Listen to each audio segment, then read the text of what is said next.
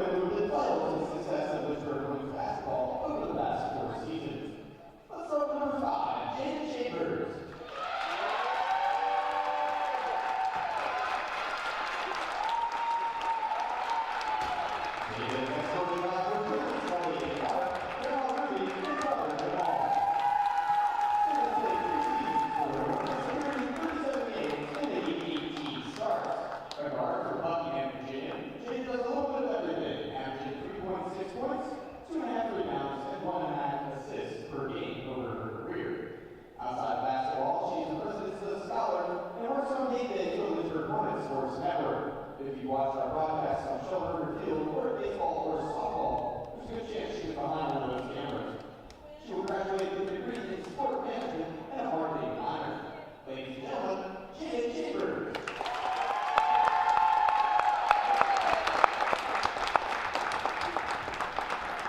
Number 30, Sarah Johnson.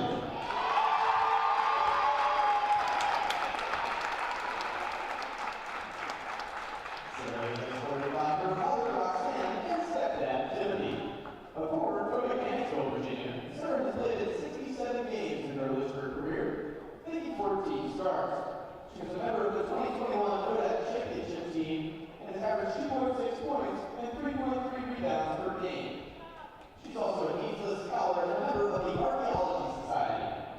Sarah will graduate with a degree in history and classical studies minor, and she plans to teach history upon graduation.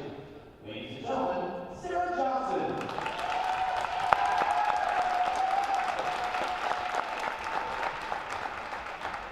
Let's have one more round of applause for the Lynchburg women's basketball class of 2023.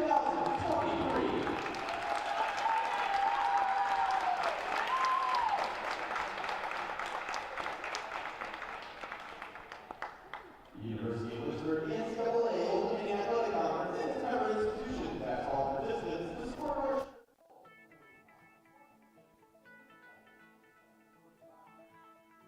College has given me the flexibility to pursue my passions and my interests, and I've recreated my identity for myself aside from just being an athlete. My greatest personal discovery has been that I am capable of doing things that I didn't know I was capable of doing. To be able to study what I wanted to and continue to play the sport I love, all of those things came together very nicely in one package in Division III.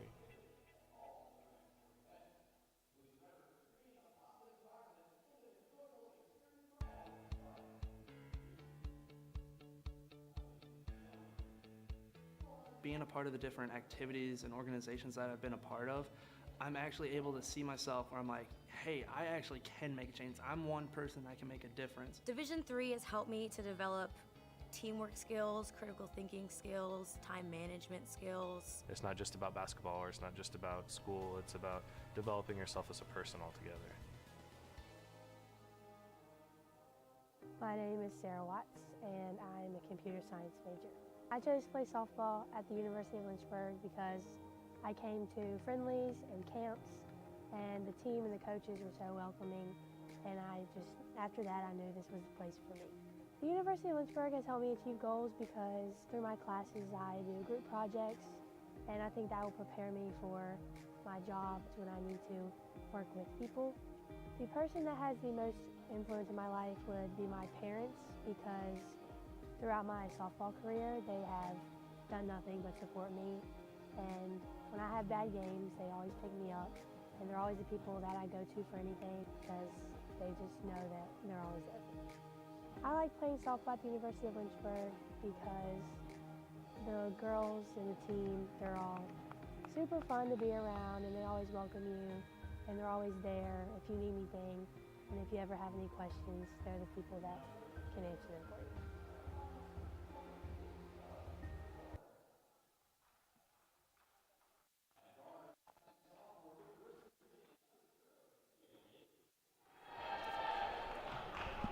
Welcome back inside Turner Gymnasium, the site of this final ODAC regular season game between the visiting Bridgewater Eagles and the home Lynchburg Hornets. Hello and welcome. Andrew Watson here, riding solo on LHSN, and this game is very important for either team. More important for Lynchburg, fighting for a chance to host ODAC first round game. Lynchburg, regardless win or loss, will face off against Ferrum in the Old Dominion Athletic Conference tournament. But a win today would allow them to host on Monday. We will take a quick look at the starting lineups on either side. First, for the visiting Bridgewater Eagles, India Daly getting the start, the sophomore guard from Richmond, Virginia. Then Riley Corcoran had a couple early points last time these two teams matched up. Abby Freeman also getting the start for him, the junior guard. And then Jaden Alsbury, dominant force in the paint for Bridgewater, and then finally rounding out that starting five for the Eagles, Abby Branner. And then for the Hornets, the two seniors getting the start tonight, Sarah Johnson and Jada Chambers, and then Olivia Harris, Macy Mullins, and Maddie Nimmo round out that starting five. And take a look at the quick team comparison here. Last time these two teams met up in Bridgewater, Virginia, Bridgewater came away with a 63-52 win.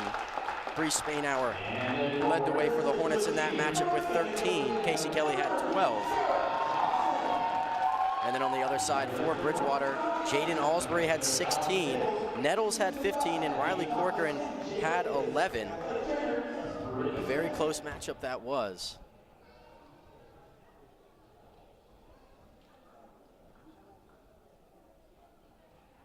Bridgewater gets a lot of their damage done on the defensive end. One of the better defensive teams in the conference, the second best defensive team in the conference to be exact. They're also, I believe, 26th in the country in scoring defense. So a lot of great defenses stepping on this floor, and Lynchburg is going to need to be able to break that down in order to find a victory tonight.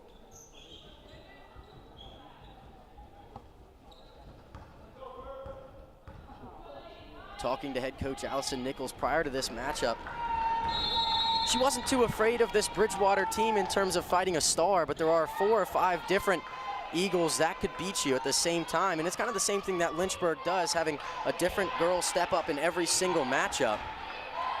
Definitely important to take a look at that going forward. Daly met with a good hedge from Sarah Johnson, except a great slip there from Alsbury gives the lead to the Eagles here, 2-0 to start.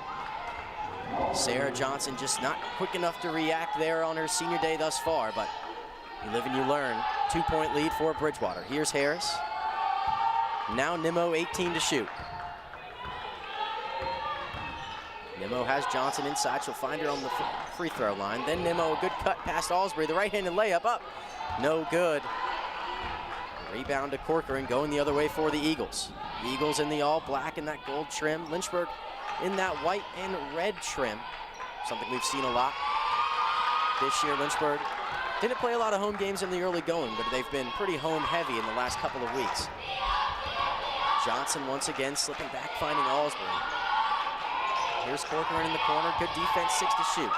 Alsbury again past Johnson. The right-handed layup from her is up, rims around, no good. Rebound tipped from Jada Chambers and was saved by Harris. It'll be Chambers to bring the ball up. Nimmo trying to get it inside to the senior Johnson, she does. Going baseline as Johnson nearly loses the handle, does well to find it. She'll find Harris at the top of the key. A quick three from her, that one side iron, no good. Rebound falls into the hands of Abby Freeman. And Corcoran will bring the ball up the floor here for the Eagles. Last time these two teams met, as I mentioned, it was an 11-point victory for Bridgewater. Here's a quick three there from the Eagles, and Abby Freeman gets her first 3 points of the game. Extends that lead up to 5 points.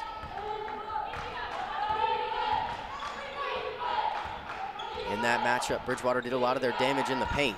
Helped Lynchburg keep it close, but you also have to imagine that this is a different Lynchburg team than we saw in that matchup. definitely getting their points in a different way than we did earlier in the season. Here's Harris, 7 to shoot. And an offensive foul there is going to be called. It's going to go against Sarah Johnson on that screen. Oh, sorry. Be wrong there. I believe that's actually going to go against Jaden Alsbury. A little confused there early in the game. Nimmo finds Mullins in front of the Bridgewater bench for 3. That one rims around and in, and the Hornets are on the board, cut that lead down to 2 points, and Macy Mullins, we know she's dangerous from behind the arc. 13th in the country in three-point percentage. Leads the conference in that category as well. This is a Lynchburg team that shoots very well from behind the arc. We've seen that in the second half of this season. 32nd best three-point percentage in the country. That layup just finds its way in from Riley Corcoran. She gets her first 2 points of the afternoon. Bree Spainhour set to check in there for the Hornets. Ball tipped out of bounds there. Good quick hands from Corcoran. A couple of very different important games going around on campus today. Women's lacrosse playing Mary Washington right now on Schellenberger Field, just outside these front doors of Turner Gymnasium.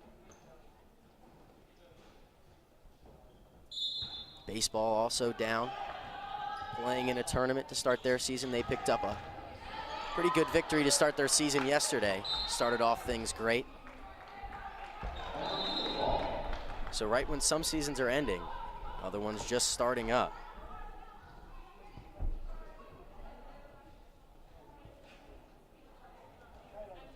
Spainhour did check in there for Sarah Johnson.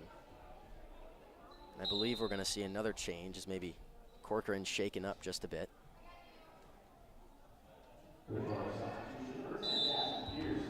Jasmine Pierce checking in. We do hope that Riley Corcoran is okay. We know that Bridgewater hopes she is too. She's such an important part for that offense. Here's Freeman. Now near side Pierce. Pierce spinning past Nimmo, tries to get it inside to Alsbury, loses the handle, and it's Nimmo out in transition for the Hornets. 1-on-1, the lefty layup up, no good. Rebound, however, to Bree Spainhour. She tries to get it out. Ball's gonna go out of bounds. It's gonna stay down here with the Hornets. Looked like we might get a quick tie-up, something that we've seen all year. But either way, possession arrow would have favored Lynchburg, but ball goes out of bounds in favor of the Hornets regardless.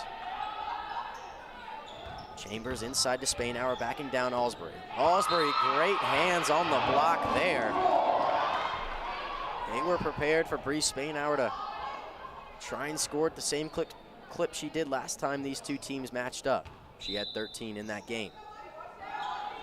Mullins trying to get open. Instead, it's Spainhour here near side wing, now Harris.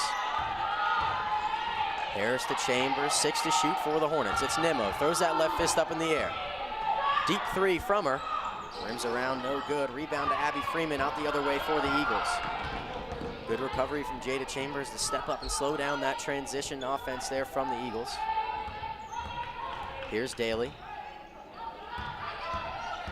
Now Pierce. Good defense from Olivia Harris to steal that one. Quick hands on the pass, and an early low-scoring affair, something we saw the last time these two teams matched up. Not much scoring. Mullins good to make that catch. Now Spainhour. 16 to shoot. Here's Nimmo. 2 Hornets set to check in. Nimmo driving past her defender. Instead, she'll find Harris. A 3 from the corner. No good there. Rebound ends up in the hands of Jada Chambers. She'll go and get blocked there by Jaden Alsbury. Her second block of this game. She's definitely going to be a force in the paint for the Eagles tonight.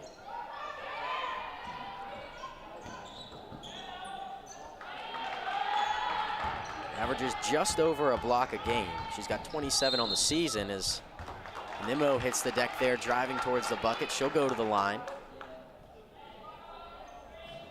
I believe that foul is going to go against India Daly, her first foul of the afternoon.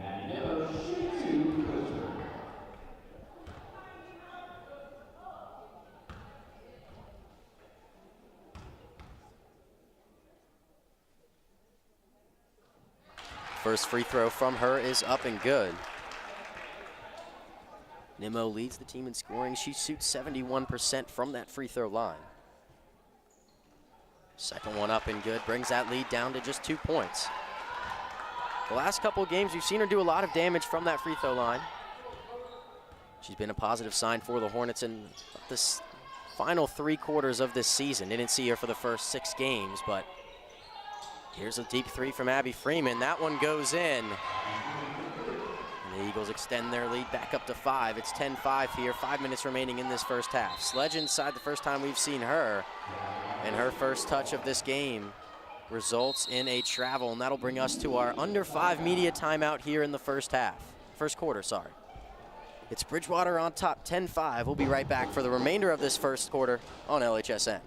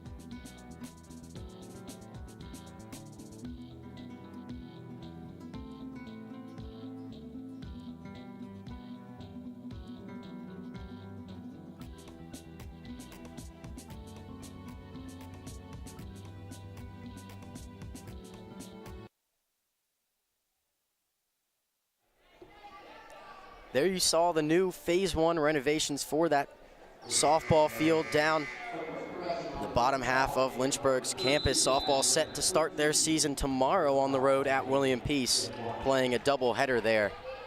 Games at 12 o'clock and 2 o'clock. Definitely a season to look forward to, returning a lot of different players. And a team that was very competitive in the Old Dominion Athletic Conference last season hopes to do something similar to that this year. Daly out of the timeout, got the shot she wanted, but it's Alsbury on the free throw line there with the rebound. Gets another one for herself and puts that one in. Jaden Alsbury at 6'3", tallest girl on the court by quite a bit. As a quick three goes up there from Ashley Vandergrift, unable to convert. 7-point lead for the Eagles, their largest of the afternoon, just about 6 minutes into this matchup. Here's Daly trying to get past Vandergrift, a good move. She'll kick it out, find Branner, now inside Alsbury. Alsbury had a cutting Branner, instead she'll find Corcoran. And a 3-second violation called there against the Eagles. Brooke Kaysen checking in for Kayla Sledge.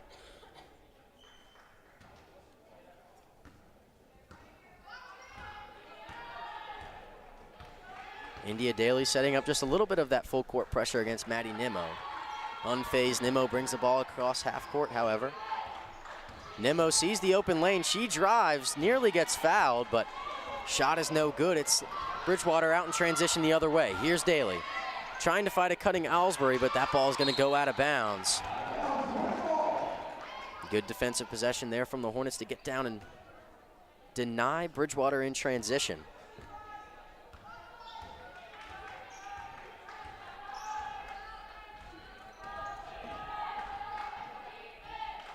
Men's basketball also in action tonight at 6 o'clock on the road at Eastern Mennonite. As here's Harris inside now, Spainhour. Good catch and an even better putback there. Brings that lead down to 5 points. It's Spainhour's first 2 of the afternoon. Here's Daly, now Freeman, top of the key. She'll find Riley Corcoran near side wing. Inside, Daly met with good defense there, but a great cut and a great find. Alsbury can't convert on the first, can't convert on the second.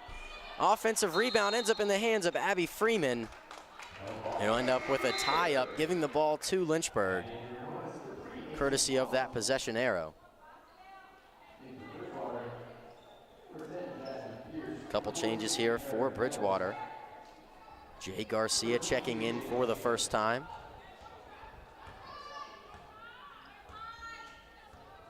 Erica Nettles in the game as well for the Eagles.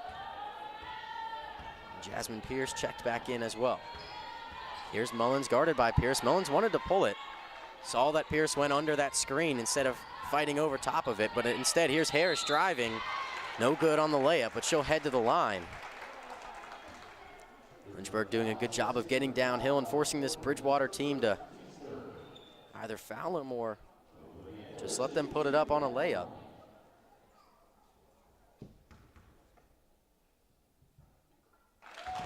The 77% free throw shooter, Olivia Harris, knocks down the first.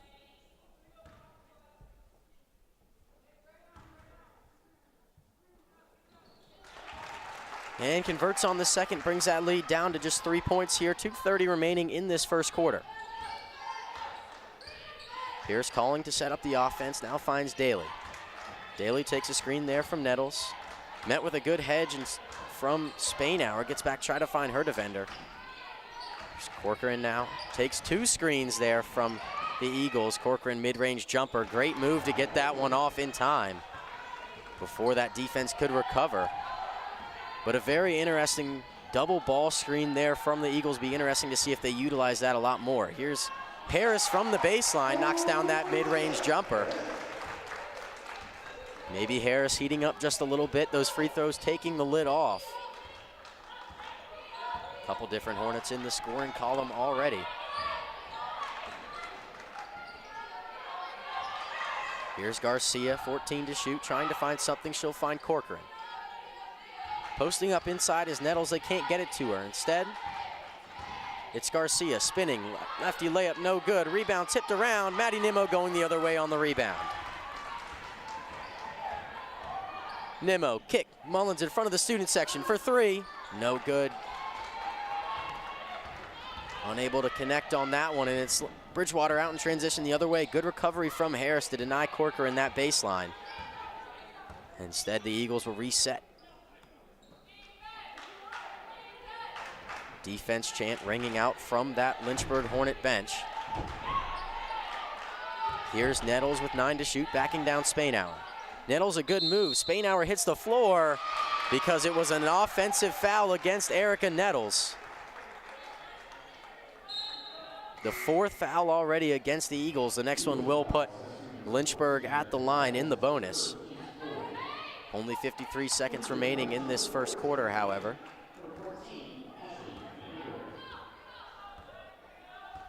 Taylor Gant checking in for the first time for the Hornets.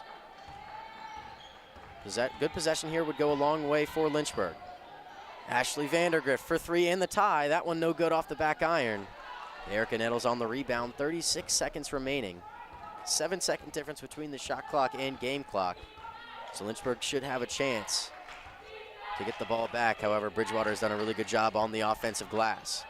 Here's Pierce driving, left-handed layup is up and good, and the foul. Jasmine Pierce, her first 2 points of this afternoon. Brings that lead back up to 5 points. She'll have a chance to extend it to 6 here.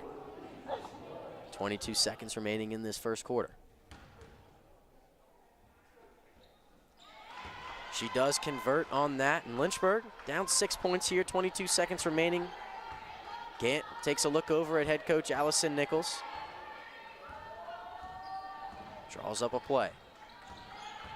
Gant tries to find someone. 2 Hornet offense players there, hits the floor. Ashley Vandergrift unable to convert on that 3-pointer. Maybe not the play they drew up. Looked like Spainhour and Mullins maybe got caught up there in trying to fight over some screens on the baseline, unable to do anything. Pierce at the buzzer, nearly gets it to go, but unable to convert, and it's a 17-11 lead. Bridgewater on top. When we come back, we'll see the second quarter of action here in this final day of the ODAC regular season.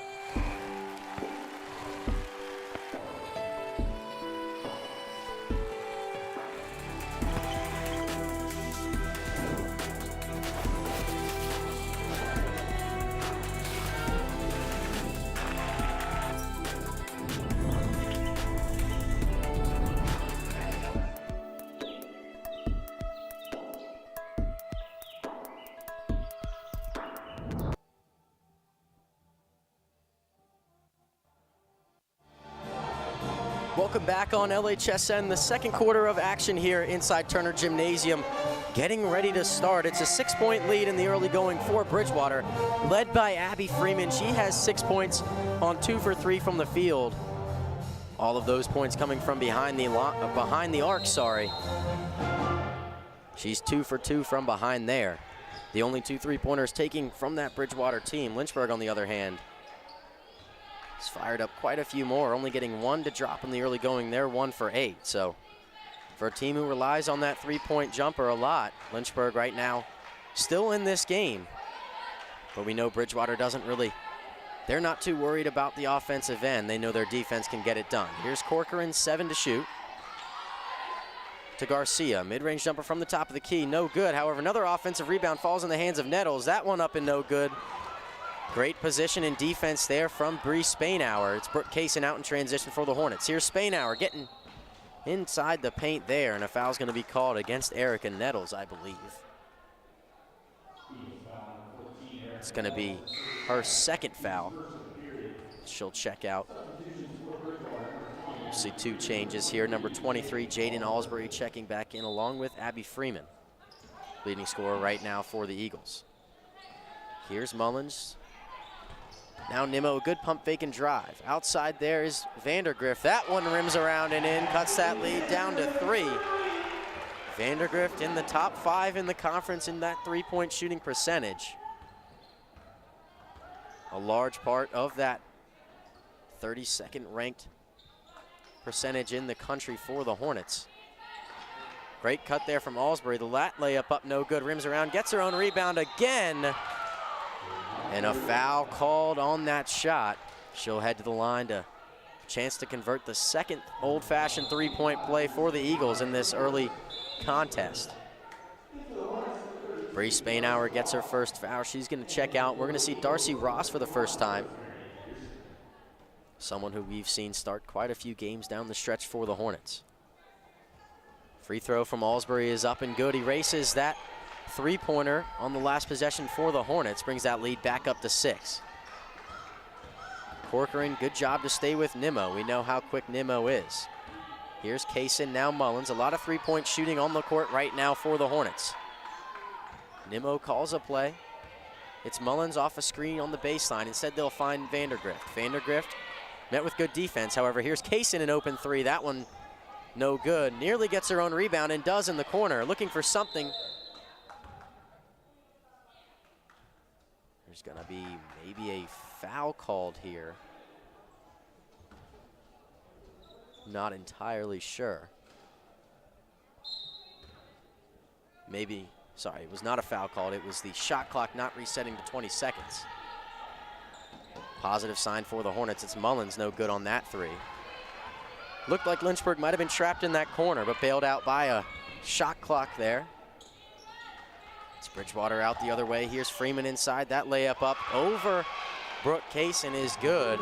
That lead up to 8 points now for the Eagles. Lynchburg needs to get it going on the offensive end if they want to host here in the first round of the ODAC tournament.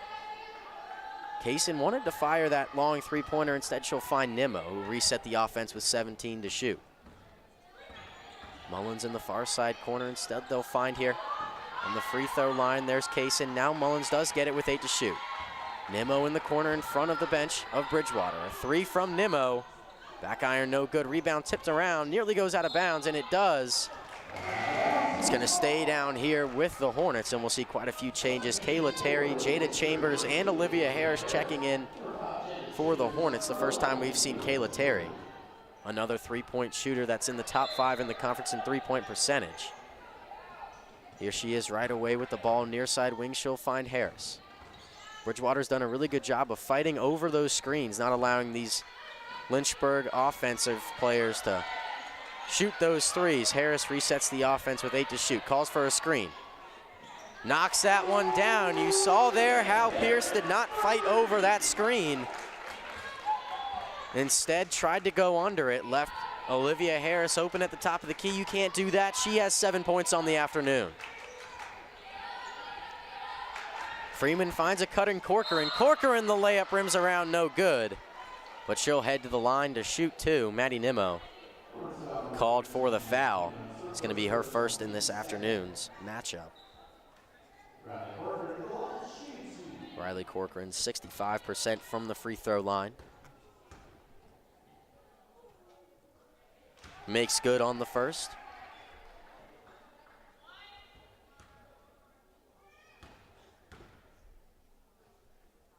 And converts on the second. Both teams looking really good from that free throw line just thus far. Both teams yet to miss. Nimmo inside there to Ross. Ross back to Nimmo. She'll fire a three from the top of the key. Back iron, no good. Rims around. Ball finds Harris on the rebound. Now Chambers. Chambers looking for something. Great spin move. She'll lay that one up and in. Lynchburg's offense clicking a little bit better, and the Chambers crowd sitting right down on the midcourt line for her senior day gives a loud cheer. Lynchburg back within 5. Good hedge and steal there from Lynchburg. They're out in transition. Olivia Harris, however, decides to slow it down. Ball screens have been the name of the game thus far. Lynchburg doing a good job on both ends of not only just defending it, but also using them to their advantage. Nimmo nearly caught there, picking up her dribble. Here's Terry. Terry tries to find Ross, just unable to spin it in the hands of Ross. That ball is going to go out of bounds. Give possession back to the visiting Eagles. India Daly checking back in and Jasmine Pierce checking out.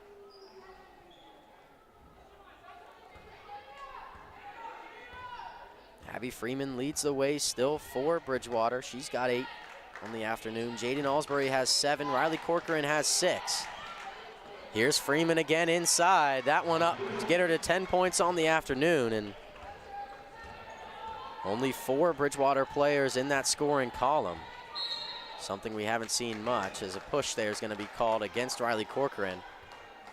Trying to keep Maddie Nimmo from getting to the basket there on the baseline. It's going to be Corcoran's second personal foul. Wouldn't be surprised to see her check out, a positive sign for the Hornets. Kayla Ford checking in for the first time, the freshman from Mechanicsville, Virginia. Nimmo, far side wing, driving past her defenders, finds Vandergrift in the corner. That one goes in. And Lynchburg heating up a little bit from behind the arc. They started 1 for 8. They're up to 4 of 15, so doing a little bit better job in this second quarter. Alsbury inside, kicks it out, pump fake there, and a quick 3, trying to respond, no good. Freeman on the rebound was fouled. Pearson not able to knock down that 3-point jumper, but Bridgewater dominating the offensive glass. We've got 7 offensive rebounds. Lynchburg also has 7, but key difference here is that Bridgewater has 7 offensive rebounds, while Lynchburg only has 3 on the defensive end.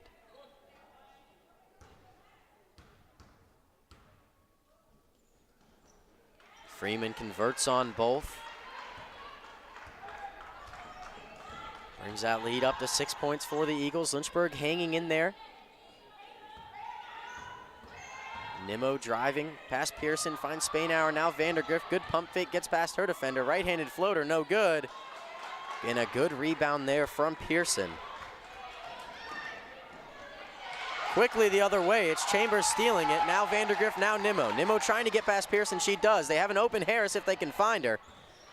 Nimmo doing a lot of dribbling on the baseline there. She'll reset the offense, picks up her dribble, gets it inside to Chambers. Chambers driving, kicks it out. Vandergrift, a 3. That one too long. Rebound falls into the hands of Daly. Daly now finds that freshman in Kayla Ford. 6-point lead for the Eagles, looking to extend. 4:10 remaining here in this first half, and an offensive foul called against Rosemary Pearson. Jada Chambers taking a good bit of that energy from the crowd here this afternoon. Draws the offensive foul, and that'll bring out us to our under 5 media timeout.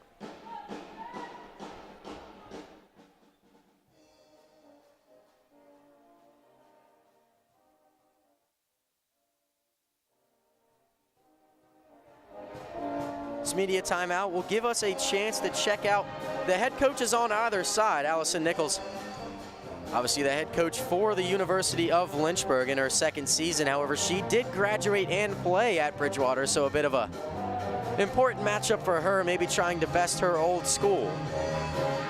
On the other side, Stephanie Flamini, her first season at Bridgewater. She was at Guilford for 18 years. Has been a two-time ODAC Coach of the Year, both of those coming relatively recently in the last 17 years in 2016 and 2019. She was then the Senior Associate Director of Athletics at the University of Hartford, the school that transitioned from D1 to D3, not something you see all too often. But let's be honest, D3 just a little bit better. Really brings that close student-athlete environment to the school. But on either side,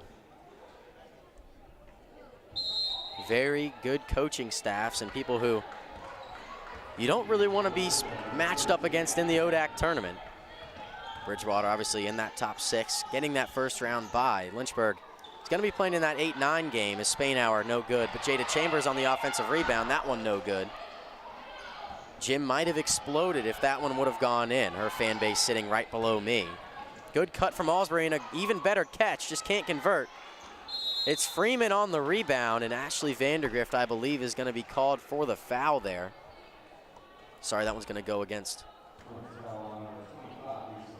Bree Spainhour.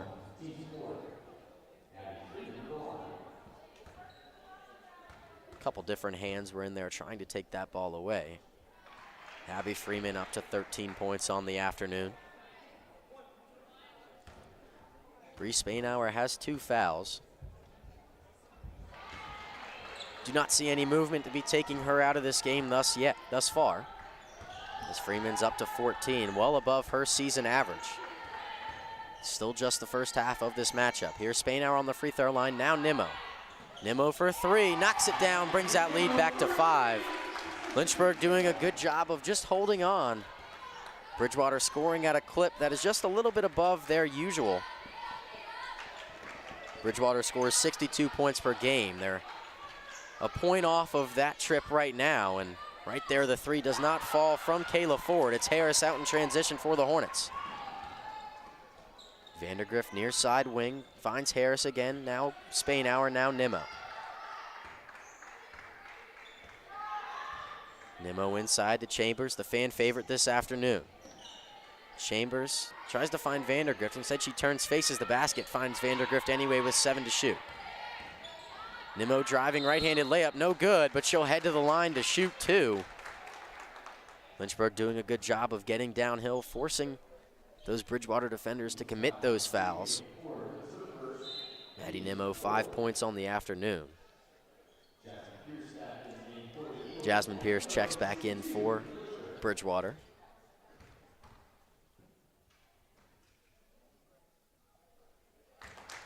Maddie Nimmo makes good on the first.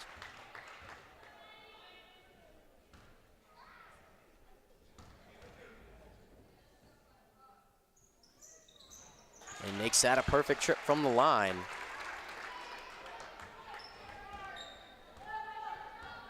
Three-point lead for the Eagles, looking to extend. It's only one possession game. You expected it to be close. Last time these two teams met, Lynchburg not overmatched in that game. Great defensive possession, gives the ball to the Hornets, and within a possession they could tie or cut this lead to just 1 point. As I said earlier, Lynchburg's men's team fighting for that 10th spot in the conference. They're on the road at Eastern Mennonite tonight at 6 o'clock, but that spot relies on a loss from Shenandoah. Spainhour driving is blocked by Alsbury. But for those Lynchburg fans out there, Shenandoah up 49-37 at half. Inside is Freeman, that layup no good. Rebound falls into her hands as 2 Lynchburg defenders hit the floor. It was Spainhour and Chambers left to that open layup for Abby Freeman. Not much you can do about that play, especially when the rebound just falls into the hands of an open offensive player. Very difficult to defend with 2 of your 5 players on the floor. Vandergrift inside to Chambers, trying to back down her defender, no good off the bottom of the glass, and Abby Freeman has been getting it done on both sides of the ball this afternoon.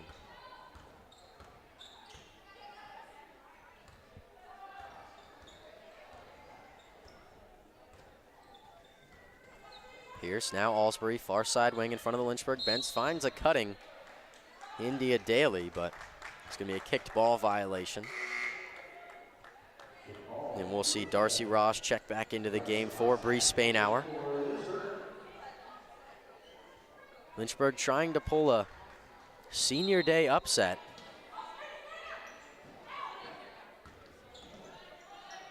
Far side, here's Daly. 3 from her, no good. Short rebound falls into the hands of Jada Chambers.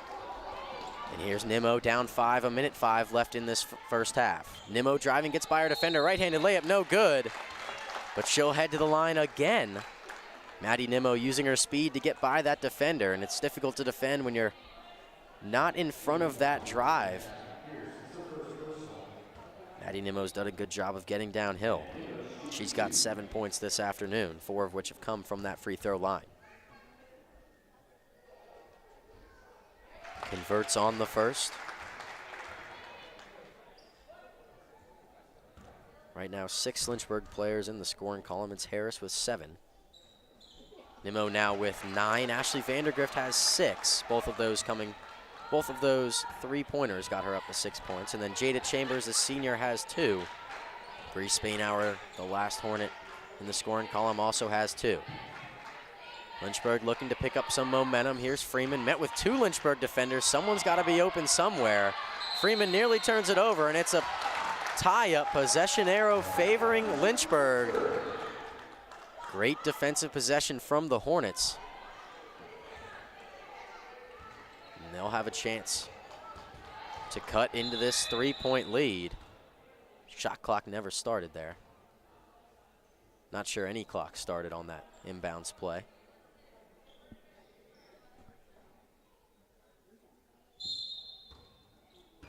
They'll reset it to 28 seconds as opposed to the 30.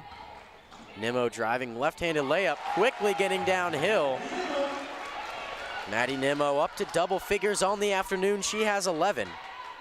It's been one of the bright spots for the Hornets. Just a 1-second difference between the shot clock and game clock. Less than 1 second, I should say. Here's Pierce, trying to create something for herself, driving on Chambers. Chambers met with good defense. It's Harris on the rebound, going the other way, down 1 point here.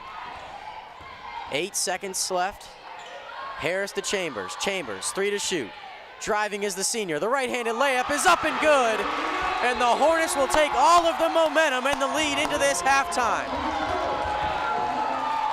Jada Chambers, the senior, showing out for her fan base on senior day. It's the Hornets with a 33-32 lead here. We'll head to the halftime break. When we come back, about halfway through this break, we'll see team comparisons and highlight some of the key players in this matchup. We'll be right back on LHSN.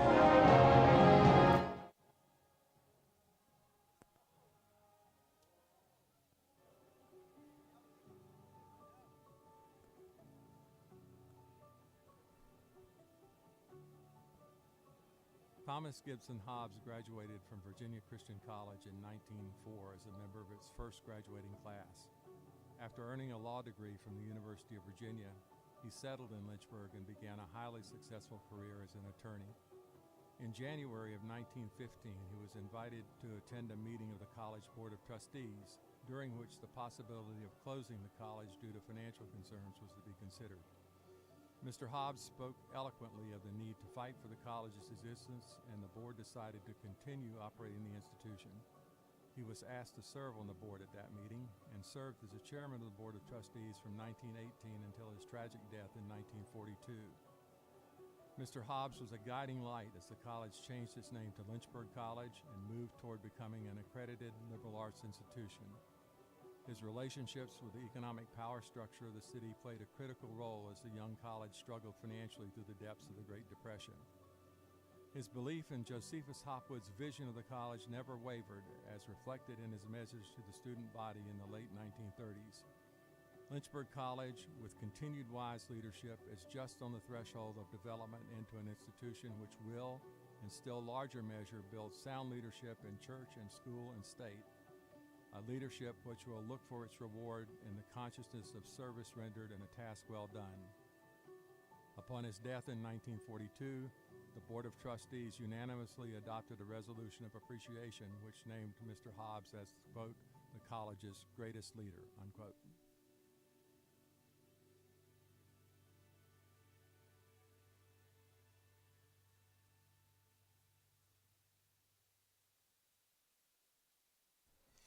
When you come to the University of Lynchburg to earn a master's degree in athletic training, you'll spend time in the classroom, but you'll also spend a lot of time in our top-notch facilities, learning from athletic trainers and working closely with our student athletes.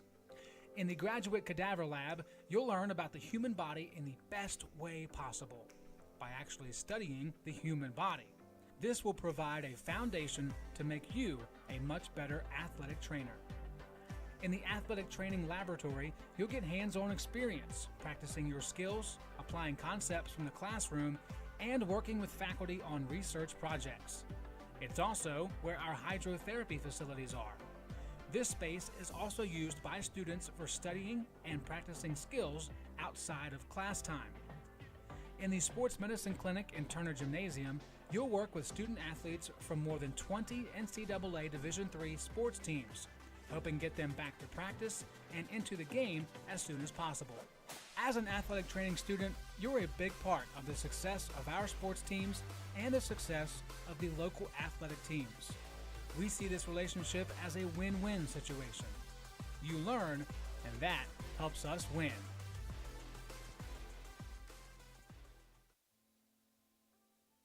My name is Emily Brubaker. I am a junior from Raleigh, North Carolina.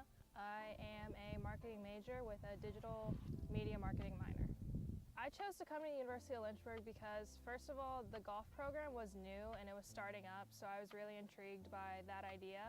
And then the class sizes here are also really similar to what I had in high school. And that was really good for me because it meant I would have a good relationship with my professor. So when I did have to miss for golf, the professor knew me and being able to make up the work would be easier than if I went to a bigger school. What I like about the campus is walking around, everyone's just friendly in general. And first of all, it's a beautiful campus, but everyone around here is smiling and they're having fun. And it just has a really homey feel that is something that I really enjoy. What I liked about the athletic department here is the facilities are really nice. We have an indoor facility that is designated for us. And then something else that I really enjoyed is the coaches and the athletic directors are very involved in players' school and just golf in general. So it's nice knowing that you have a community around you to help you if you need help. Think a private education is too expensive? Think again. At the University of Lynchburg, you can get a personalized education for the cost of a state school. If you're commuting and you get our top scholarships, you could pay much less. And you get all that without the hassle of giant lecture halls. Our faculty know your name here and do more than just teach. You might even do research together and plan out your next career moves.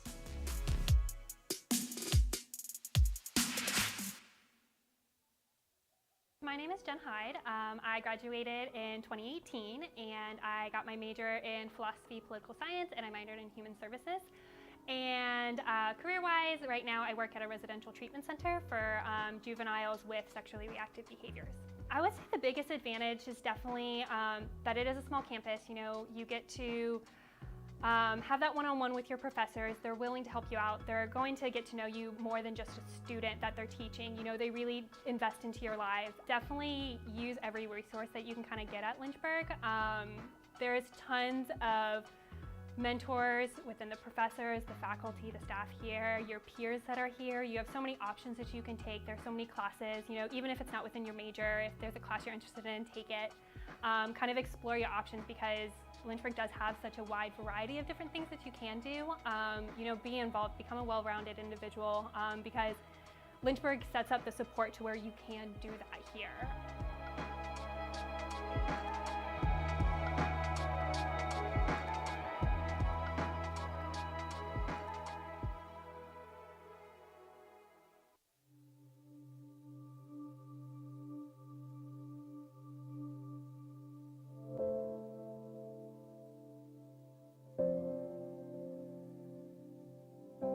Everyone has a story.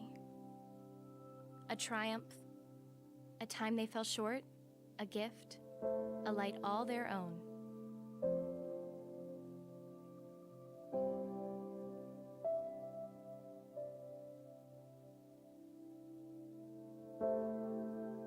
Every story has a beginning. For us, our stories began long before we got here, at the moment we discovered we had something to share with the world.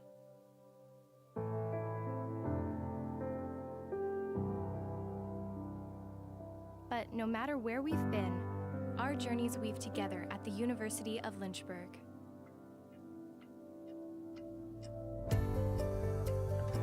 Since 1903, we've grown from a handful of students to a diverse, dynamic community of students, professors, staff, and alumni around the world.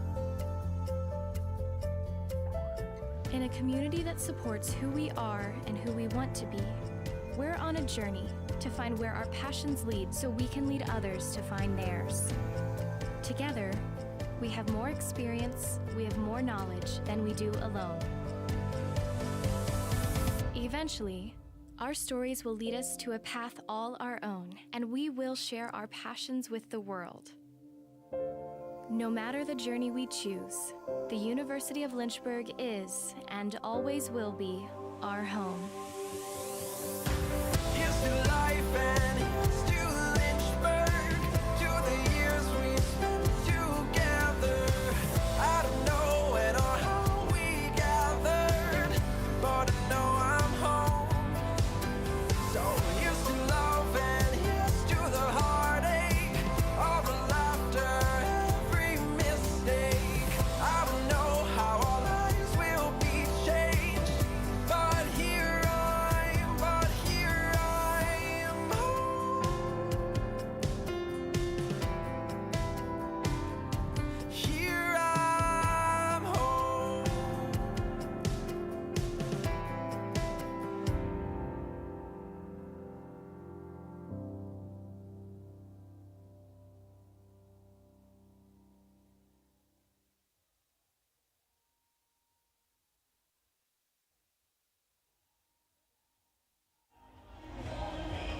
Welcome back inside of Turner Gymnasium. Still catching our breath from that flurry of a finish from Lynchburg in that first half. They hold on to a 1-point lead right now.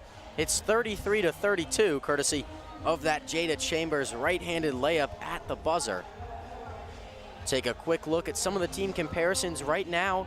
Lynchburg doing a really good job of taking care of the ball. Only 2 turnovers to this point. Definitely a highlight for them. Bridgewater, on the other hand, has something to clean up. They have 11 turnovers in this matchup. And then right now, Bridgewater leading the way in the rebound department by quite a bit, 24-14.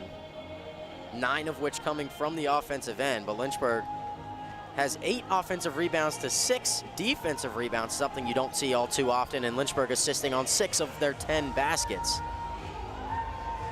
So Lynchburg doing a really good job of sharing the ball. And speaking of sharing the ball, it's been 6 different Hornets in the scoring column. Nimmo leads the way with 11. Harris has 7. Vandergrift has 6. Jada Chambers on her senior day has 4. Macy Mullins has 3. And Bree Spainhour has 2. But on the other side for the Eagles, it's a career high already for Abby Freeman. She has 16. Her previous was 15 against the undefeated #1 team in the country, CNU, but already off to a very hot start tonight. Could be the first Bridgewater player to get into the 20s thus far this season. Haven't seen it happen once for any of their players. And then Lynchburg did a really good job in the second quarter of playing better defense.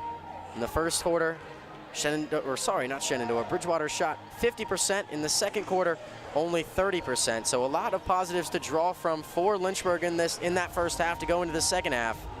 When we come back, we'll see what adjustments both teams come out with to try and find this victory on the final day of the Old Dominion Athletic Conference regular season.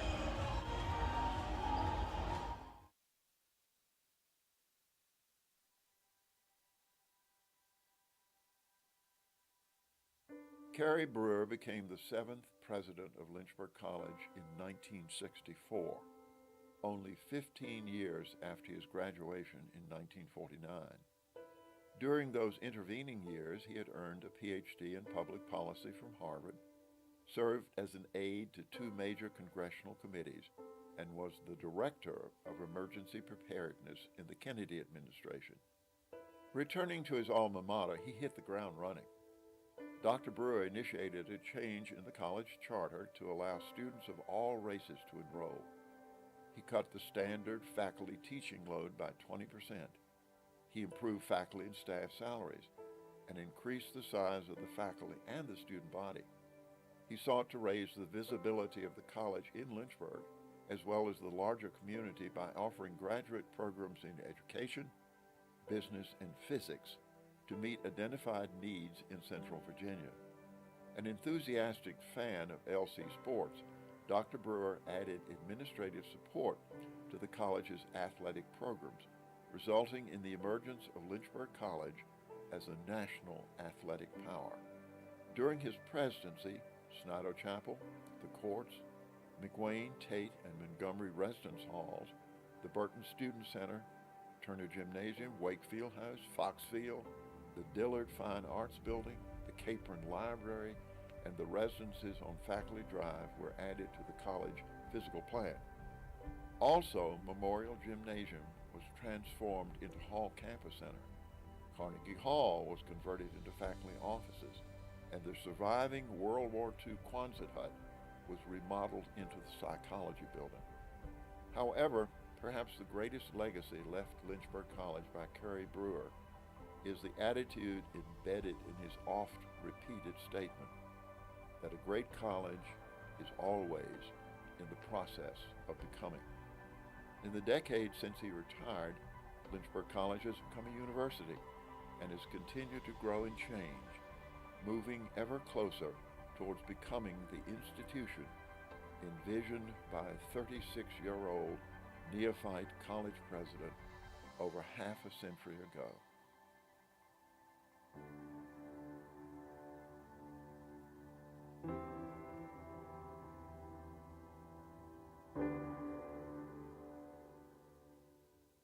Every great college has a great city. For Lynchburg, we are near urban areas with lots of restaurants, shopping, and events. Plus, we are one of the top schools in the area. Come see for yourself.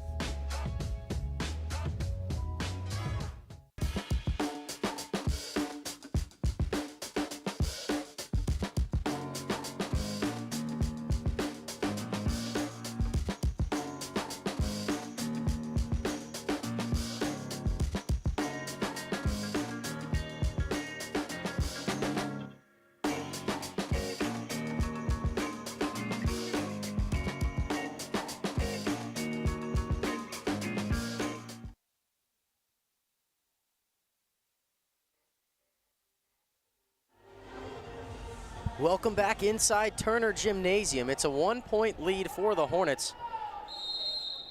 Their first lead of the game came at the buzzer. Gives them the 33-32 point lead here to start the second half. Automatically going inside to Freeman. Freeman trying to get past Johnson, but met with really good defense. A quick 3 for the lead, no good. Olivia Harris gets her 5th rebound of the afternoon. Lynchburg looking to maintain that momentum here in the second half. Here's Nimmo. Quick start would go a long way for the Hornets, get out to a little bit of a lead. Here's Nimmo driving, kicking. Macy Mullins in front of the band for 3. That one back iron high rebound, no good. Sarah Johnson, a great rebound, puts it up no good in the 4th block of the game to Jaden Alsbury. She has been a force to be reckoned with in the paint.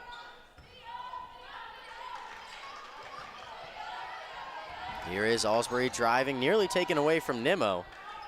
Good defensive recovery by Sarah Johnson. Nimmo fights under that screen. It's Corcoran at the top of the key, crossing over, a great move.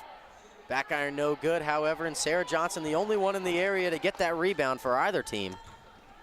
It's Nimmo the other way for the Hornets. Here's Harris, she has 7 on the afternoon. Now Nimmo. Nimmo takes a look at head coach Allison Nichols, calls out the play. Sends Harris to the corner. It's Nimmo now, far side wing. Finds Johnson. On the free throw line, back to Nimmo. And Nimmo traveled when she picked up her dribble there.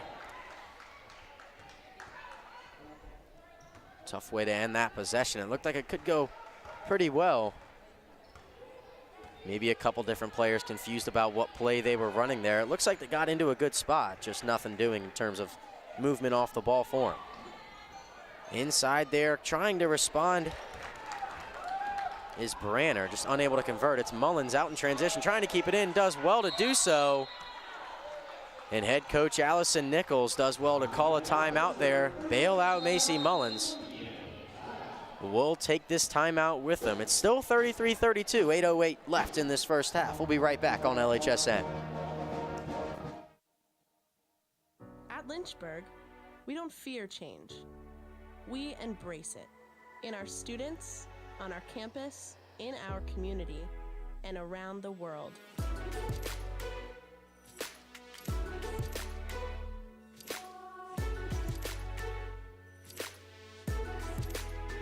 We're building on our legacy of always moving forward. It's the same place, with a new name. Welcome to the University of Lynchburg.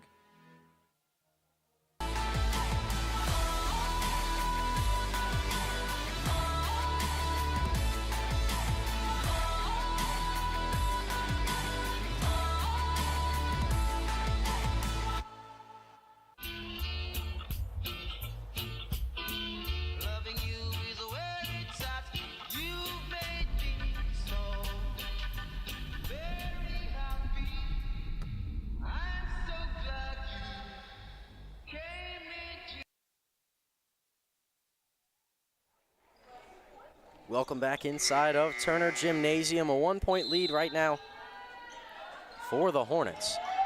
Here's Chambers with the ball now. Harris takes a three from the far side wing, no good. Rebound to Sarah Johnson again.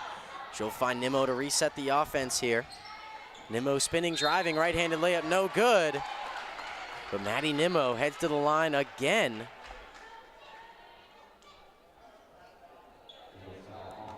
It'll be the fourth time she's gone to the line. She's perfect from that free throw line, and matter of fact,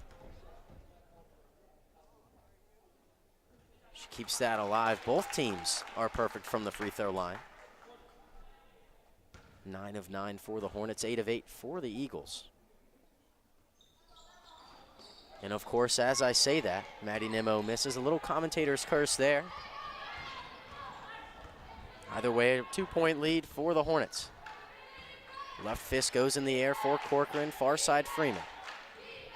Bridgewater yet to get on the board here in the second half. Here's Branner, met with good defense from Sarah Johnson. Corcoran 10 to shoot, now Alsbury. Here's Daly trying to get by Mullins. They switch, instead Harris guarding her now. Daly behind the back, mid-range jumper, that one up. And in rhythm, a great shot to tie the game at 34. Bridgewater gets on the board here in this second half. India Daly's first 2 points of this matchup. Nimmo looking for something, finds Mullins at the top of the key, 14 to shoot. Harris near side wing. Harris goes the opposite way of that screen, puts Daly on the ground, unable to convert on the three-pointer. India Daly not able to keep her balance off that cut, and out in transition is Abby Branner. Lays it in off the glass, brings that lead back for the Eagles. It's a 2-point lead for them. Not much movement off the ball for the Hornets. Instead, here's Nimmo kicking it to Mullins. An open three in front of her bench. That one short. Rebound, however, to Sarah Johnson again. And a foul is going to be called. I believe it should go against number 23, Jaden Alsbury, her second. See 2 changes. Sarah Johnson checking out along with Macy Mullins. Ashley Vandergrift and Bree Spainhour checking in. Spainhour sitting on 2 fouls. Here's Vandergrift off a screen. It'll lead to an open 3-4. And she knocks it down, brings that lead back for the Hornets. It's a 1-point lead for them. Back and forth we go. From a first half that had only 1 lead change, Bridgewater led for 17 minutes and 44 seconds in that first half. Lynchburg, although they led at halftime, did not lead for a full second, as there's going to be a foul called on the floor.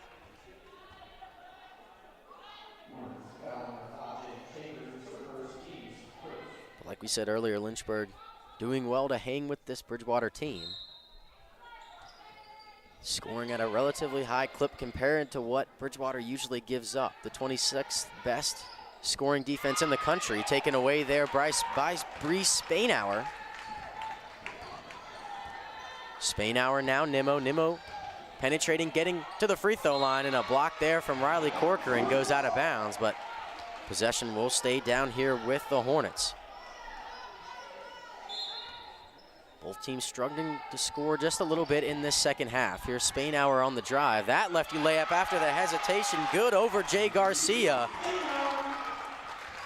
Spainhour up to 4 points. Maybe that'll open the basket up for her. She was the leading scorer last time these two teams matched up. That one up in Bridgewater. She had 13 in that game. Garcia driving, met with 3 different defenders. Now here's Freeman from the free throw line, short on that one. Rebound, Maddie Nimmo going the other way for the Hornets. Nimmo stops, gets it inside to Spainhour, going to work again.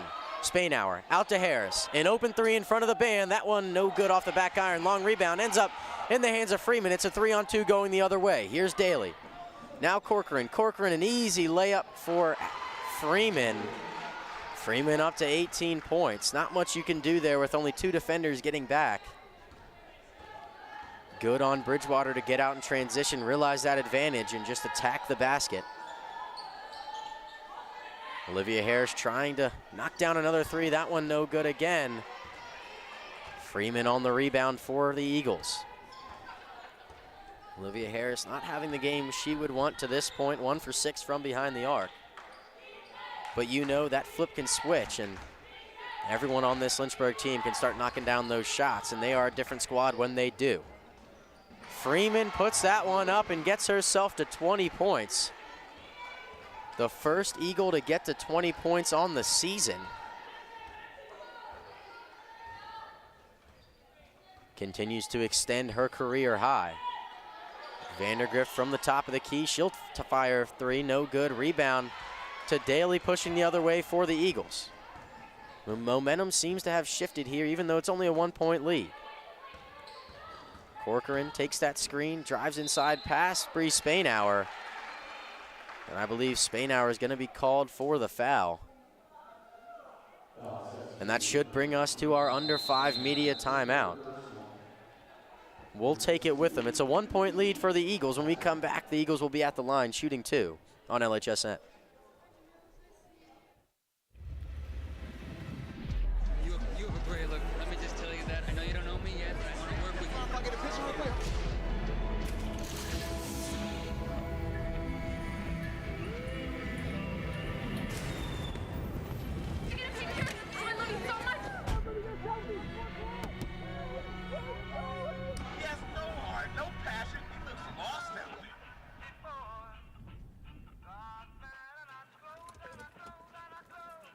Thanks, man. Just once more, and you came and you took control. You touched my very soul. You always show me that loving you is where it's at. You made me so.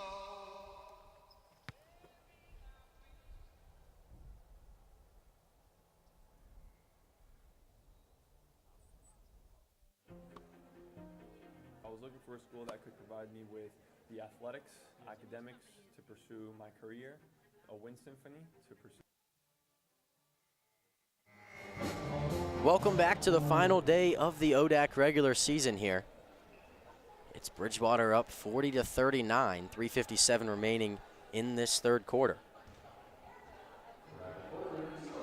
Riley Corcoran at the line, she'll shoot 2.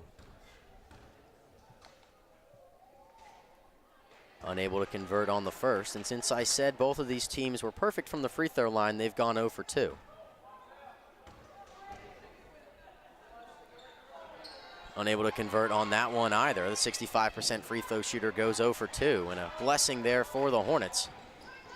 Have a chance to take this lead back down just 1 here in the third quarter. There's Nimmo, now Spainhour.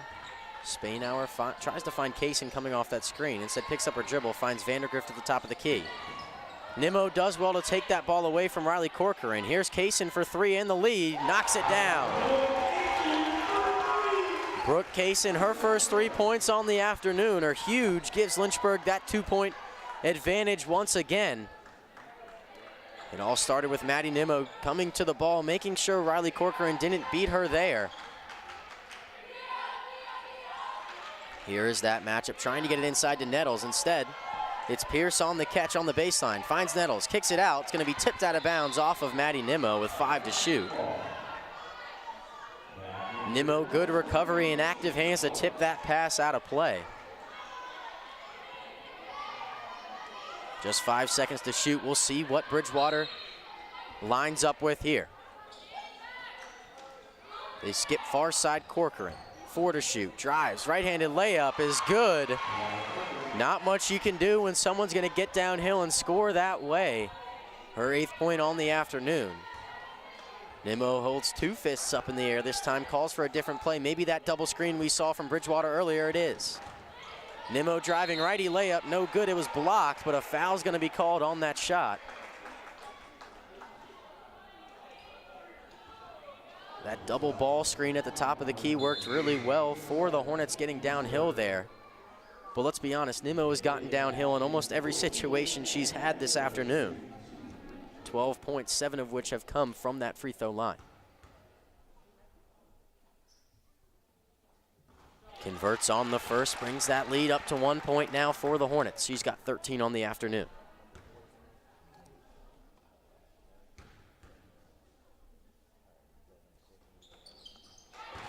Makes good on the second. Nimmo now 14 points. Here's Pierce driving past Nimmo, met with 2 defenders. That floater no good, however, rebound goes out of bounds. It was Rosemary Pearson fighting for it, just a little too much power trying to grab that rebound with her left hand. Powered that ball out of bounds, and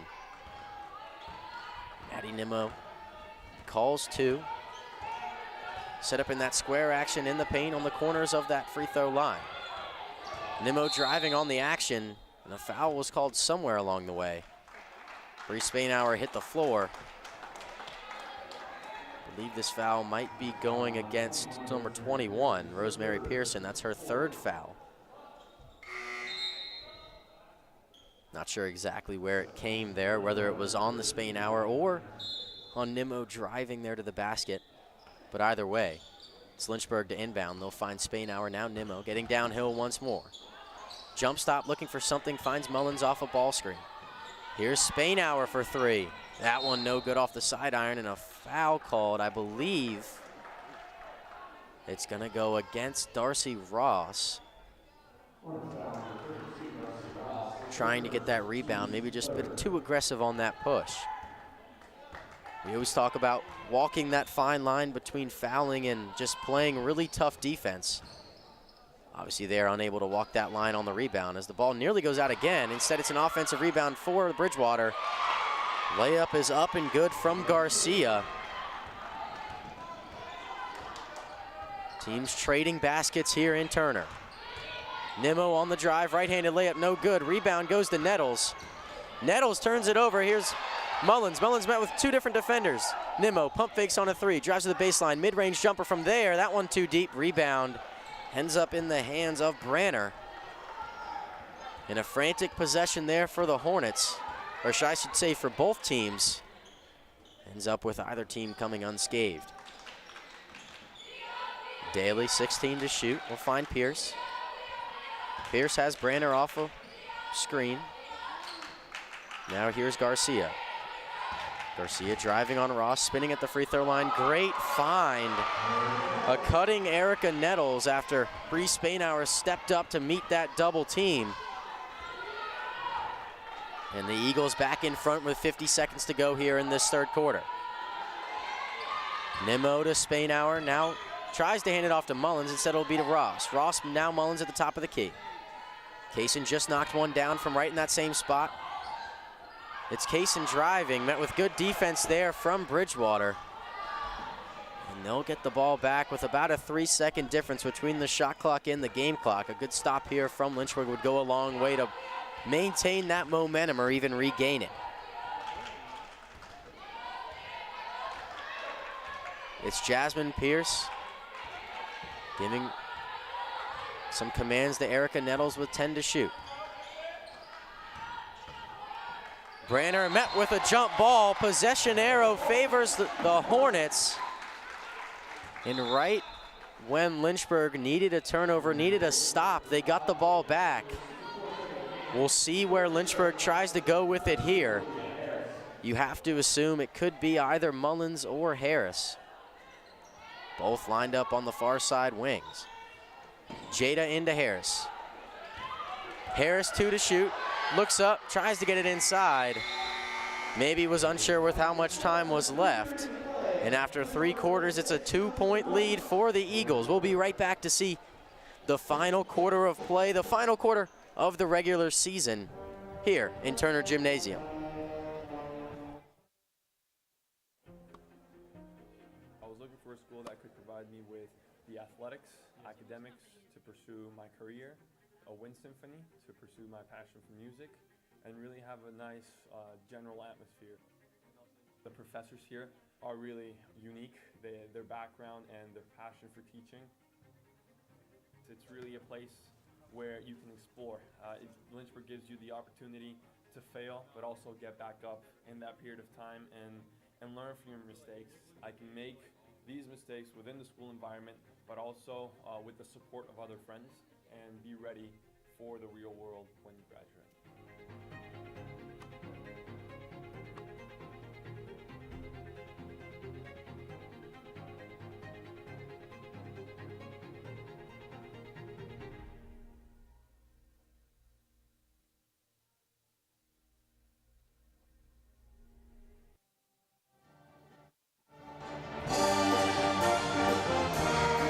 It's a 2-point lead for the visiting Bridgewater Eagles, 46-44. Lynchburg trying to find a final day of the regular season victory to earn their hosting spot in that 8-9 matchup here in the ODAC tournament.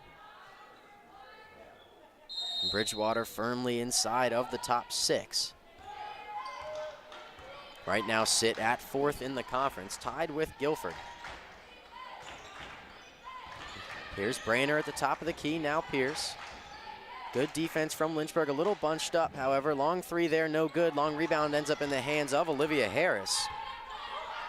Maybe that bunched up was just because Bridgewater made a mistake. A long block there from Branner on the baseline. AC Mullins not able to get up that 3. Either way, ball falls into the hands of the Hornets. 13 to shoot, it's Chambers. Chambers, long skip past to Mullins, inside Johnson. Johnson backing down her defender, met with 2 defenders. That layup no good. Maybe expected there to be just a little bit more contact. That wasn't there. And an empty possession to start the 4th quarter for Lynchburg. Here's Daly driving now. Pierce far side in front of her own bench. Garcia, a deep shot there, no good. Olivia Harris, yet another rebound, and a foul's gonna be called.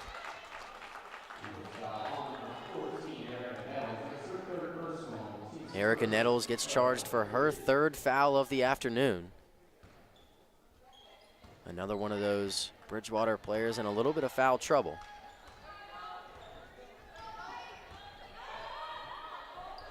Free throw line, it's Johnson, handoff to Chambers, driving right-handed acrobatic layup is too deep. Rebound, Pierce going the other way for the Eagles. Both teams scoreless here in this 4th quarter thus far, just a minute and 30 seconds in. It's Daly, now Nettles. Nettles trying to go to work on Chambers. Right-handed layup is up and good. A strong move to the basket there from Erica Nettles brings that lead back up to 4 points, the largest we've seen it in quite some time. Johnson inside, does well to handle the ball, and a jump ball. It's going to be called again, possession arrow favoring the Hornets. Lynchburg needs a good offensive possession here to really grab that momentum. Here's Harris, near side wing. She'll fire a three. That one no good off the back iron.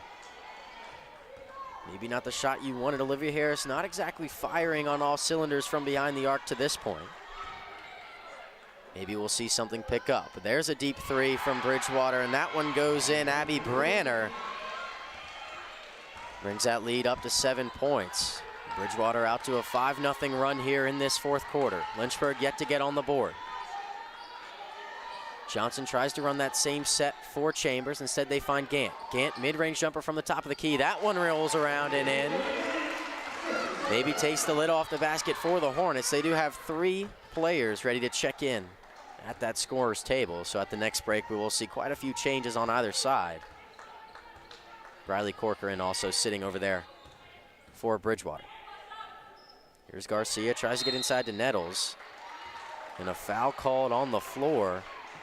Believe it's going to go against Jada Chambers. But either way, we'll see a few changes. It's Nimmo, Spainhour, and Vandergrift checking in for the Hornets. Corcoran checked in as well for Jasmine Pierce. Daly to inbound, finds Garcia. Garcia, now Corcoran, 15 to shoot. Daly, not much to do there. It's Garcia, 6 to shoot now Corcoran. Corcoran guarded by Nimmo, inside Daly, trying to get past Vandergrift. That one up, no good. Rebound, however, fought for. It's going to go out of bounds off of the senior, Jada Chambers. A great defensive possession, maybe a little bit of a lapse on the rebound. It seemed to be that 2 Lynchburg players were fighting for the same rebound. Daly inbound to Nettles. Nettles met with some relatively good defense from Chambers, and Chambers picked up a couple quick fouls in this quarter. That's her 3rd.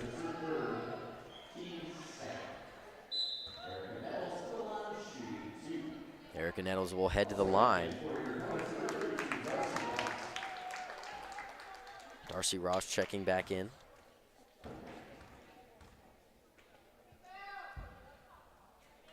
Nettles shoots 65% from that free throw line.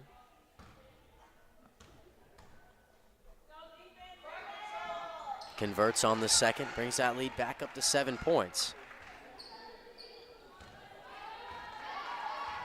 The largest lead of the afternoon for either team is 8. That was held by Bridgewater relatively early in this matchup. Vandergrift looking to respond, back iron 3, no good. Rebound ends up in the hands of Abby Branner. And Lynchburg has gone cold on the offensive end, only 2 points in this fourth quarter. In a little over 3 minutes and 30 seconds. Not a positive sign if you're Coach Nichols.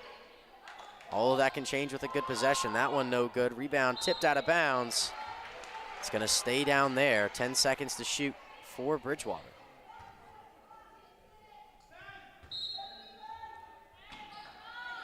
Trying to inbound is Daly. She nearly finds Nettles, but Vandergrift had that hand there guarding the inbounder, tips it out of bounds. They'll switch who's inbounding it. Now it'll be Riley Corcoran. Corcoran trying to find Garcia. She does. Now here's Branner, 6 to shoot. Branner spinning on Harris. That layup, so not a layup, tries to get it inside. Ball will go out of bounds. That will result in a shot clock violation. So a very lengthy 50-second possession there from Bridgewater that ends up with not even getting a shot off.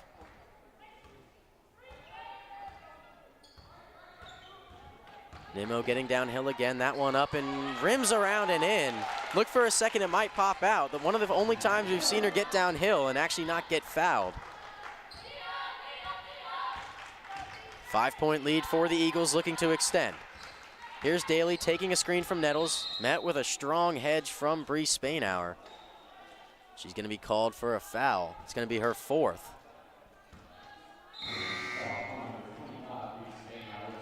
We'll see a few more changes here for Bridgewater. It'll be Pierce checking in along with Alsbury, and Abby Freeman also coming back into the game. She has 20 points.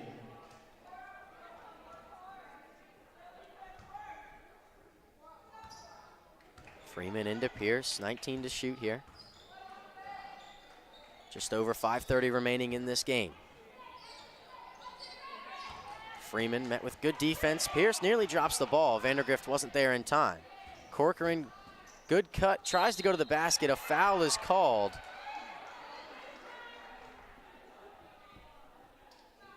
Corcoran did a great job of cutting there, trying to force someone to foul her, and someone did. That someone is Ashley Vandergrift. That's her first foul.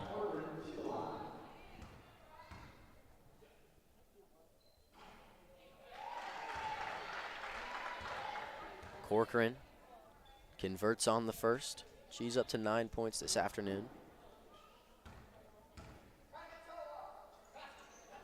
Converts on the second as well, brings that lead back up to 7 points. Lynchburg in need of a run. They've only scored 4 here in this fourth quarter. However, down just 7. Nimmo, now Vandergrift. Vandergrift takes a screen from Case and gets inside. That's a runner there off the backboard and in. Bacon's open on a Saturday. That lead down to just 5. Vandergrift into double digits. She has 11. Alsbury, now Freeman, now Pierce. Alsbury trying to come off a screen. That leaves to an open Branner at the top of the key. Rims around and just about goes in. But either way, it's a defensive rebound for the Hornets. They're out in transition. Nimmo penetrating, trying to get inside. Nearly turns it over. Ball comes off of the knee of Pierce.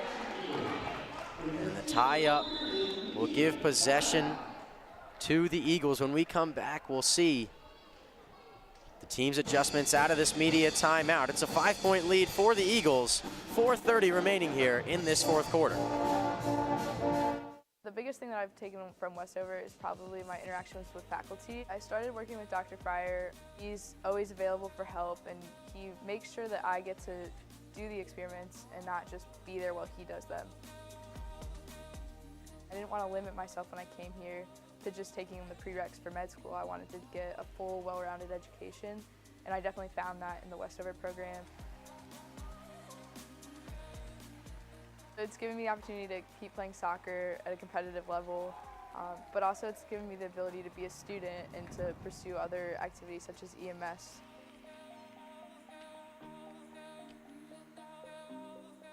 "100% do Westover because it's not something they're going to regret, and it's going to be a lot of work, but so is everything else. It's just going to help build their education that they've already had and make them a better person for it."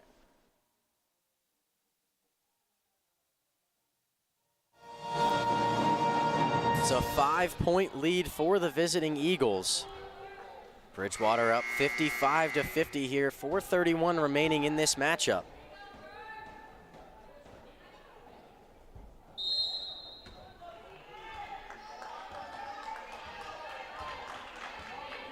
Lynchburg in dire need of a stop here on the defensive end. They cut that lead down to 5. Here's a cutting Alsbury. Layup over Darcy Ross is good, and an opening possession out of that timeout, a positive thing for Bridgewater. The Hornets now just 1 point shy of their largest lead of the afternoon. Nimmo will fire a 3 in rhythm. Back iron no good, rims around again, and an over the back foul called against Darcy Ross.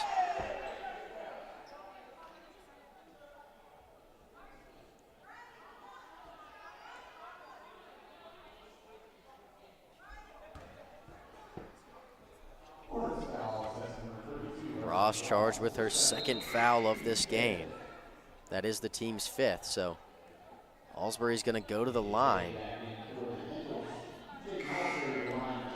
She'll shoot 2 free throws here. Bridgewater in the bonus, so for the remainder of this game, they'll be shooting 2 free throws on every foul. Alsbury unable to convert.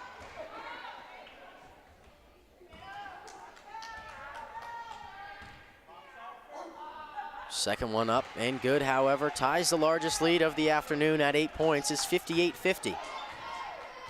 4 minutes remaining in this regular season.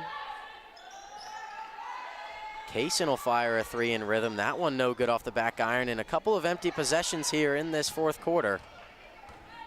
Not a positive sign for the Hornets, relying on that three-pointer just a little bit too much. They're shooting 22% from behind the arc.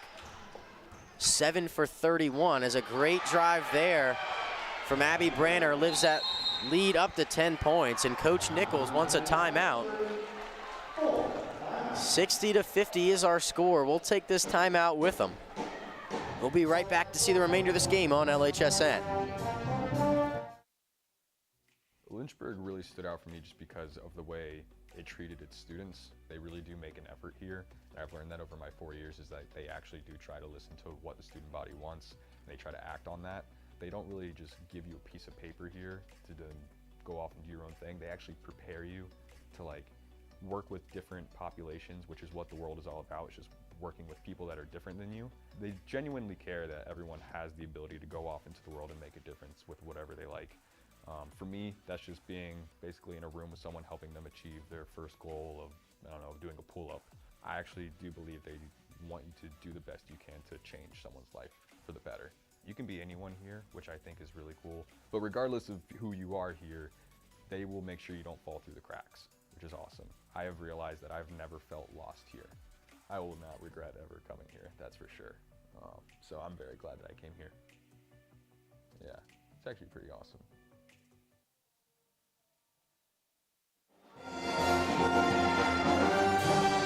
It's a 10-point lead for the Bridgewater Eagles, looking to end their season on a high note. The 4th seed currently in the ODAC tournament. A victory today could maybe jump them into that 3rd spot. Not entirely sure how tiebreakers are going to end up for them. But Lynchburg fighting for the chance to host. Harris got her shot blocked. It was tipped out of bounds after the block. Be Lynchburg's ball with 16 to shoot. You have to think now Lynchburg fighting for a little bit more than just a victory today. Chambers and Sarah Johnson want to see one more home game, as there's Nimmo spinning, driving, no good, but was fouled in the process. She's been to the line quite a few times this afternoon. Converted on 9 of her 10 chances from this line. Makes good on the first. She's up to 17 points in this matchup.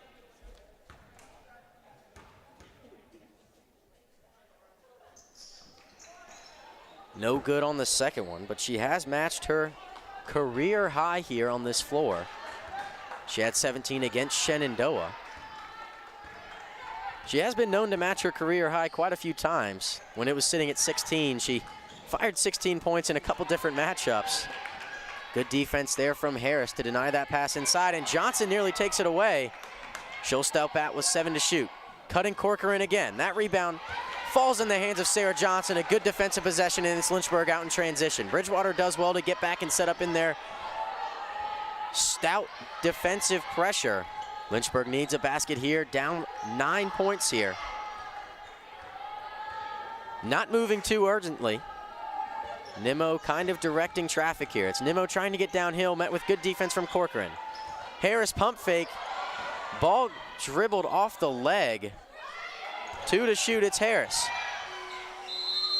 Did not get it off. And a shot clock violation. Not a positive sign there for the Hornets. Harris maybe thought we might get a little bit of a kickball violation, but it was deemed off of that leg as opposed to the foot. So maybe just an accidental movement there. Freeman holding the ball now. You obviously have to think that Bridgewater is going to take their time on all of these possessions as we take under 2 minutes to go here in Turner Gymnasium. Daly met with a double team inside Alsbury. Alsbury breaks her way through. Bridgewater brings that lead up to 11 points. It's all come courtesy of a great fourth quarter. Lynchburg has done a great job of shutting down Abby Freeman. She's only had 4 points in the entire half, but other people have stepped up. Harris trying to take the lid off, knocks down that 3. And with 90 seconds left, that lead cut to just 8 points.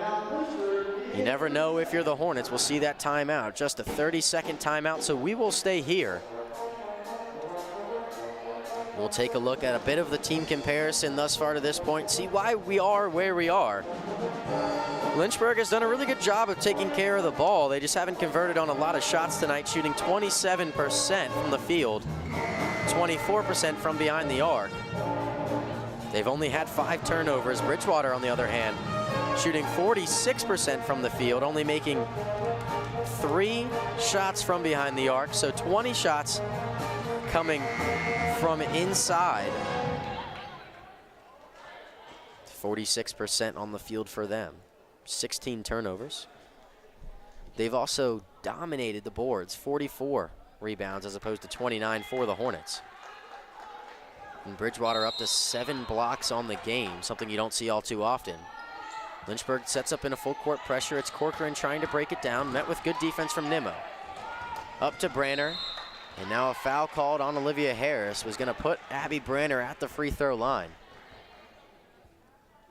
80 seconds remaining. It's an 8-point lead for the Eagles. You have to imagine you're going to see a lot of three-point firepower put into the game here. As Brooke Kaysen will check in. We know she can knock it down from behind the arc. And maybe a little matchup base idea here as Pierce is going to check back in and India Daly's going to check out. That first free throw there from Branner is up and good.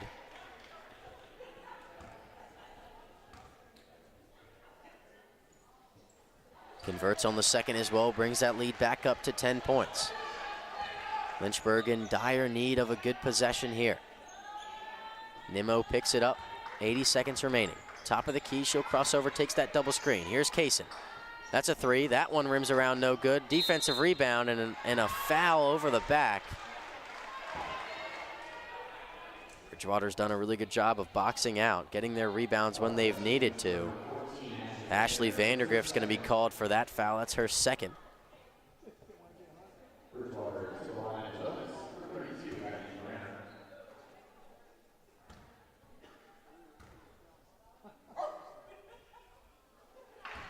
Abby Branner makes good on the first. She's up to double digits on the afternoon. The 4th Eagle player to get to that mark tonight. Freeman has 20, Alsbury has 12, Riley Corcoran has 10, and now Abby Branner is up to 11. Nimmo fires a 3, that one off the backboard, no good. Rebound falls in the hands of Abby Branner. Harris trying to take it away, but it's Corcoran out in transition, met by 2 Lynchburg defenders. Freeman driving, finds a cutting Alsbury. Maybe a little bit of salt in the wound there, brings that lead up to 14 points, and the Eagles are going to get out of here, escaping what looked to be an upset bid from the Hornets, but a bit of a lackluster 4th quarter is going to be the hindrance for the Hornets this afternoon. Only 10 points scored in this quarter thus far for the Hornets. Bright spot, Maddie Nimmo is heading to the line. Converts on the first, gets herself up to 18 points. That is a new career high for her, so maybe something to draw on going forward.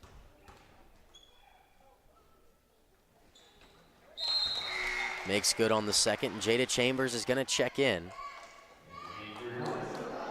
Maybe a bit of a curtain call here for her. Both seniors in the matchup right now.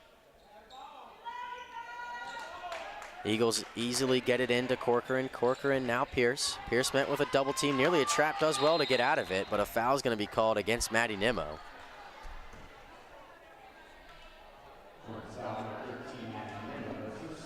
Nimmo's second foul on the afternoon. It's going to put Jasmine Pierce at the line.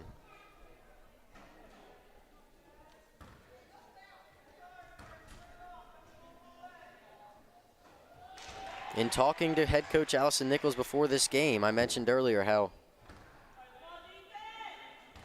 they've had trouble defending stars. And Bridgewater doesn't have a star. They just have 5 or 6 really solid players. We've seen it this afternoon. 4 different people in double figures, not something you usually see, especially in this gym for a team who does really well in shutting teams down. Chambers no good on that shot. Salisbury on the rebound. And Bridgewater's just gonna run the clock out here with 10 seconds remaining. So it's gonna end up being a 13-point victory for the visiting Eagles. And that'll bring an end to the regular season here. A hug there shared between Sarah Johnson and Jada Chambers, the last time they will step on this floor as Hornets. Do wish both of them the best and hope that Lynchburg, when they head on the road to take on Ferrum in the ODAC tournament, finds the success they did earlier in the year against Ferrum. We will take one quick look at the stats to finish this game. It's a 13-point win for the visiting Bridgewater Eagles. They win 69-56. They shoot 47% from the field, make good on 18 of 22 free throw attempts, which ends up being the difference in this game. Getting to the line 22 times. However, Lynchburg got to the line 16 times. It's rare that you see a team turn the ball over 16 different times and win this game. Lynchburg only 5 turnovers on the day. We'll take a look also at the individual stats. Abby Freeman led the way with a career-high 20. And also 10 rebounds, a double-double for her. Jaden Alsbury just 1 rebound short of a double-double. She had 14 points, 9 rebounds. Abby Branner, 11 points, 5 rebounds. And Riley Corcoran had 10 points, 2 assists, 2 rebounds for Bridgewater. And on the other side, Maddie Nimmo, a new career high for her. 19 points. Ashley Vandergriff had 11. Olivia Harris had 10. And Jada Chambers on her senior day had 4, including that one at the buzzer at the end of the first half. From myself and everyone on this LHSN team, I want to thank you guys for a great semester of basketball, a great season of basketball. And we hope to see you back inside Turner Gymnasium next season. But Lynchburg men do have one more game here tonight on the road at EMU. We thank you for watching, and we hope that we hear you and see you next time.